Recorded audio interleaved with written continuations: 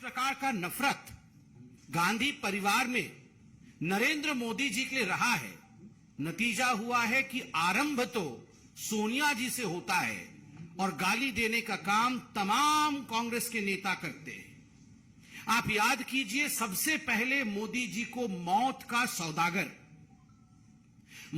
सौदागर कह के संबोधित किया था आदरणीय सोनिया गांधी जी ने। क्या नतीजा रहा?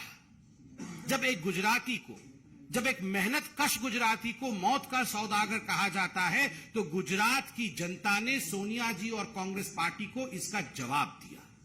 नतीजा हमने देखा है।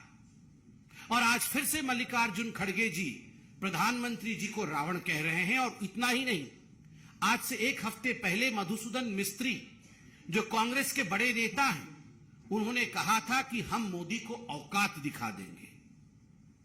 मुझे कहते हुए दुख हो रहा है कि आज नरेंद्र मोदी जी पूरे विश्व में हिंदुस्तान कहां खड़ा है, किस पायदान पे खड़े हैं, इसको बता रहे हैं। 11वें नंबर स्थान से अगर हिंदुस्तान 5वें नंबर का आर्थिक शक्ति बनता है और उसके पीछे नरेंद्र मोदी जी की मेहनत है, तो मोदी जी को औकात दिखाने की बात मधुसूदन मिस्त्री और कांग्रेस पार्टी करती है। बंधुगण, इतना ही नहीं, आप याद करिए किस प्रकार से शेख हुसैन ने प्रधानमंत्री नरेंद्र मोदी के लिए 2022 में कहा था कि वो कुत्ते की मौत मरेगा। प्रधानमंत्री के लिए इस प्रकार के शब्दों का प्रयोग। और सुबोधकांत सहाय ने कहा था हिटलर की मौत मरेगा मोदी।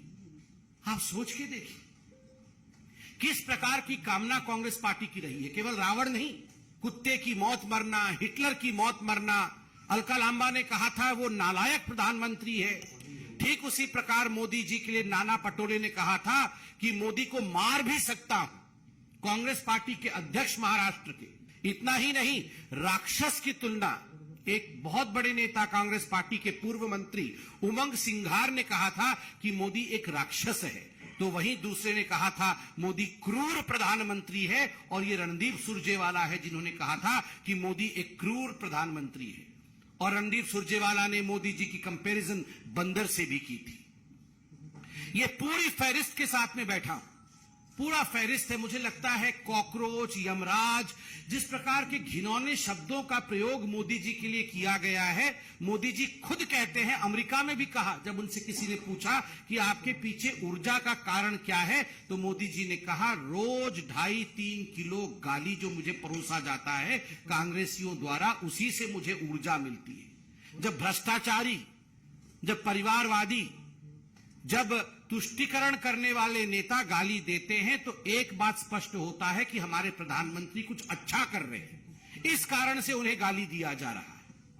टुकड़े टुकड़े गैंग जब ये प्रधानमंत्री को गाली देते हैं तो इसमें एक ही संदर्भ होता है कि प्रधानमंत्री देश को जुड़ा हुआ देखना चाहते हैं, इसीलिए जो देश को खंडित देखना चाहते हैं वो प्रधानमंत्री को गाली देने का काम कर रहे हैं।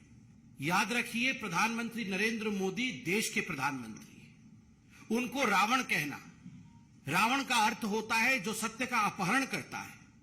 रावण का अर्थ होता है जो पवित्रता का अपहरण करता है। रावण का अर्थ होता है जो पाप का साथ देता है, धर्म का साथ नहीं देता।